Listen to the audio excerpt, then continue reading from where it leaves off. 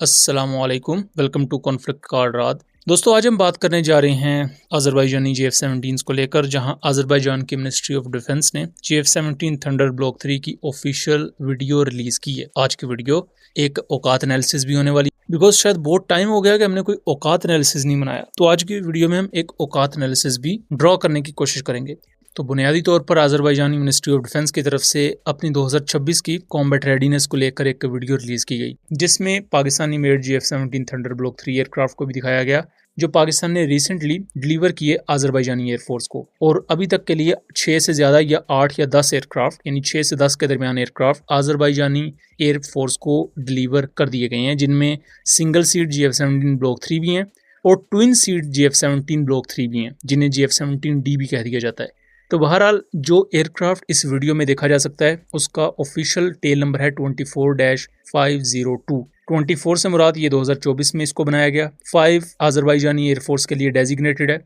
और 02 से मुराद है कि ये दूसरा JF-17 है जो डिलीवर किया गया, ये ऑपरेशनल हुआ अज़रबैजानी एयरफोर्स में। और उसके अलावा ये अज़रबैजान की 408 स्क्वाड्रन जैगुआर्स का हिस्सा है। जैगुआर्स इससे पहले MiG-29 को यूज कर रहे थे, अब MiG-29 को रिप्लेस कर दिया गया है आई बिलीव किसी और स्क्वाड्रन में, और उनको रिप्लेस किया है JF-17 ने। सबसे अहम चीज जो इस ऑफिशियल वीडियो में टीज की गई है कि अज़रबैजानी एयरफोर्स का जो फ्यूचर है वो है JF-17 थंडर ब्लॉक 3, उसके बाद अपग्रेडेड Su-25 जो कि ग्राउंड अटैक एयरक्राफ्ट है, और अज़रबैजान ने इनको भी अपग्रेड करवाया है टर्किश मॉडर्नाइजेशन किट से, जिसकी वजह से ये लेजर गाइडेड बॉम्ब्स को, रेंज एक्सटेंशन किट बॉम्ब्स को और इवन क्रूज मिसाइल्स तक को फायर कर सकते हैं, जबकि पुराने जो इनिशियल Su-25 थे वो स्मार्ट वेपन्स को फायर नहीं कर सकते थे। इसके साथ साथ अज़रबैजान ने अपने एडवांस ट्रेनर ELF-35 को भी दिखाया, और यहाँ रशियन MiG-29 सिरे से गायब है, यानी कि उसका जो रोल है वो कम्प्लीटली JF-17 ब्लॉक 3 को दे दिया गया है। इसके साथ साथ मल्टीपल न्यूज मीडिया आउटलेट्स ये भी क्लेम कर रही हैं कि इस साल के एंड में कुछ महीनों तक या 2027 के स्टार्ट में तुर्की में एक बड़ी एक्सरसाइज होने जा रही है, जहां अज़रबैजान तारीख में पहली दफा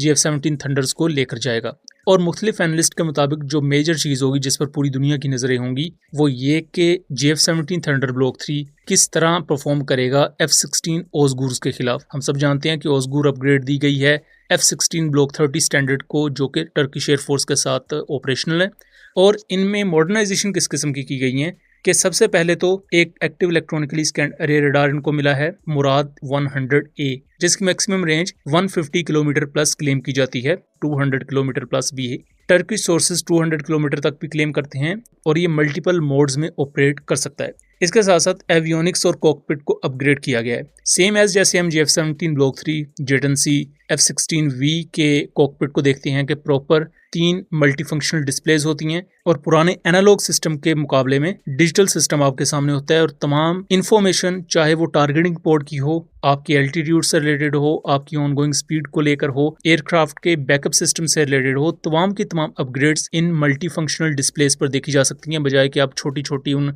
घड़ियों की तरफ या एनालॉग सिस्टम्स की तरफ देखें। इसके साथ साथ जो ओज़गुर अपग्रेड है वो पुराने F-16 को इतना कैपेबल बनाती है कि वो टर्किश मेड वेपन्स को कैरी कर सकें, यानी कि सोम क्रूज मिसाइल, गोकतुगान, बोजदुगान जैसे मिसाइल्स को। तो तुर्की बहरहाल इसे F-16 ब्लॉक 70 का मुकाबला कहता है, लेकिन मेरे नज़दीक ये F-16 ब्लॉक 50 से थोड़े से बेहतर हैं, लेकिन ये F-16 ब्लॉक 70 जैसी अपग्रेड्स नहीं देते, क्योंकि F-16 का ओरिजिनल इक्विपमेंट मैन्युफैक्चरर अमेरिका है, और अमेरिका का जो सेबर रडार है AN/APG-83 रडार वो बहुत ज़्यादा सुपीरियर है ओज़गुर के मुराद 100 रडार में। और तुर्किया ने ओज़गुर में उन टेक्नोलॉजीज़ को यूज़ किया, या आप कह लें कि मैच्योर किया, जो उन्होंने कान में यूज़ करनी है। तो ओज़गुर अपग्रेड बेसिकली एक टेस्ट बेड है। बहरहाल तुर्किया के ऑफिशियल क्लेम्स के मुताबिक 2026 में ओज़गुर अपग्रेडेड F-16 को ऑफिशियली इंडक्ट कर लिया जाएगा, और अभी बहरहाल 2 से 3 ओज़गुर अपग्रेडेड F-16 टर्किश एयरफोर्स में मौजूद हैं, और माजी की 1 से 2 एक्सरसाइजेज में इन्होंने अपना लिमिटेड सा कैमियो भी दिया था। बट प्रॉपर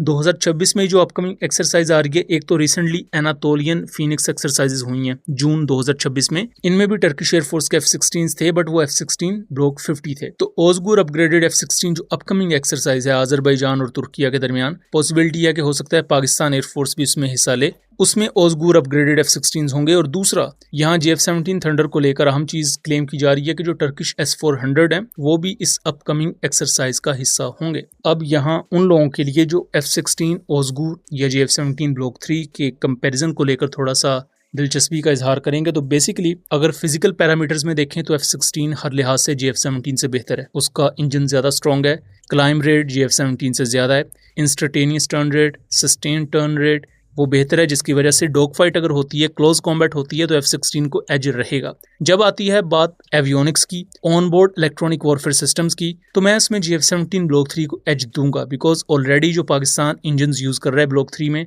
उनकी थ्रस्ट को इंक्रीज़ किया गया है, यानी कि 85 किलो न्यूटन से 91 किलो न्यूटन तक। तो उससे thrust to weight ratio thunder block 3 का बेहतर है। तो ऑन बोर्ड जो इलेक्ट्रॉनिक वॉरफेयर सिस्टम है वो भी थंडर के एक लिहाज से बेहतर इस वजह से है बिकॉज J-20 की ऑलरेडी जो मेच्योर टेक्नोलॉजी थी उसी के DNA पर based electronic warfare systems JEDC और JF-17 ब्लॉक 3 में यूज़ किए गए, जबकि ओसगुर में उस टेक्नोलॉजी को यूज़ किया गया जो कान में यूज़ की जानी है और अभी उसे मेच्योर किया जा रहा है। तो ऑनबोर्ड इलेक्ट्रॉनिक वॉरफेयर सिस्टम के मामले में थंडर को एक एज है जो आज के दौर में बहुत ज़्यादा अहमियत रखता है, और ख़ास तौर पर ये electronic warfare system suppression of enemy air defence system के मामले में बहुत ज़्यादा अहमियत रखते हैं, बिकॉज वहाँ पहला काम ही आपका ये होता है कि जिस एनिमी के एयर डिफेंस सिस्टम को आप डिस्ट्रॉय करने जा रहे हैं उसके सर्विलेंस रेडार और फायर कंट्रोल रेडार को आप सप्रेस करें, यानी कि ऐसा इलेक्ट्रॉनिक चार्ज क्लाउड उसको फीड करें कि उस रेडार को समझ ही ना आए कि उसने देखना क्या है हवा में, और उसे क्लटर नजर आए बेसिकली अपनी स्क्रीन पर। और तभी आपके पास मौका होता है कि आप एनिमी के एयर डिफेंस सिस्टम के प्रॉपर एक्टिव होने से पहले ही उसे स्ट्राइक कर दें, क्योंकि अदरवाइज आप अगर उसकी स्क्रीन पर पकड़े गए और आपको उसने ट्रैक कर लिया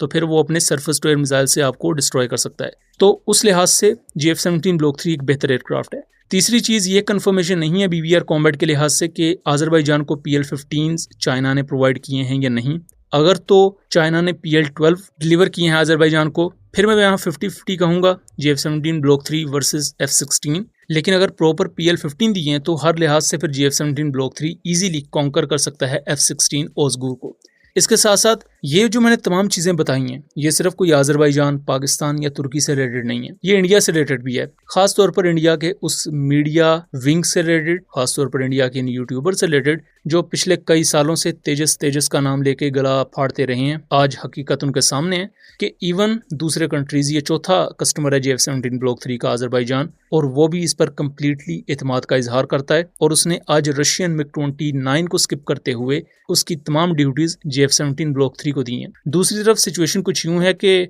2019 में पाकिस्तान और इंडिया आमने सामने आए, 2025 में आमने सामने आए, और इंडिया में इतनी हिम्मत भी नहीं थी कि वो अपने LCA तेजस को पाकिस्तान के खिलाफ किसी ऑपरेशन में यूज़ कर सके, जबकि पाकिस्तान ने JF-17 के पुराने ब्लॉक्स को यानी ब्लॉक 1 और ब्लॉक 2 को यूज़ किया था आदमपुर बेस को स्ट्राइक करने के लिए। तो ये कैलिबर है पाकिस्तान के एयरक्राफ्ट का वर्सेस इंडियन एयरक्राफ्ट का। अब इस बुनियाद पर मैं कुछ टेक्निकल डिटेल्स में नहीं जाऊंगा कि इसका थ्रस्ट टू वेट रेशो इतना है, फलानी चीज़ इतनी है, क्योंकि प्रैक्टिकली जो चीज़ हो चुकी है पिछले कुछ सालों में वही बता देती है कि कौन कितने पानी में है। सो बहरहाल ये था एक छोटा सा औकात एनालिसिस और F-16 और JF-17 ब्लॉक 3 का मुआवजना। उम्मीद करता हूँ चीज़ें क्लियर रही होंगी। वीडियो पसंद आई हो तो इसे ज़्यादा से ज़्यादा शेयर कीजिएगा ताकि इस तरह की मज़ीद इन्फॉर्मेटिव वीडियोज़ हम आपके लिए लेकर आ सकें। मिलेंगे अगली वीडियो में, तब तक के लिए अल्लाह हाफिज़।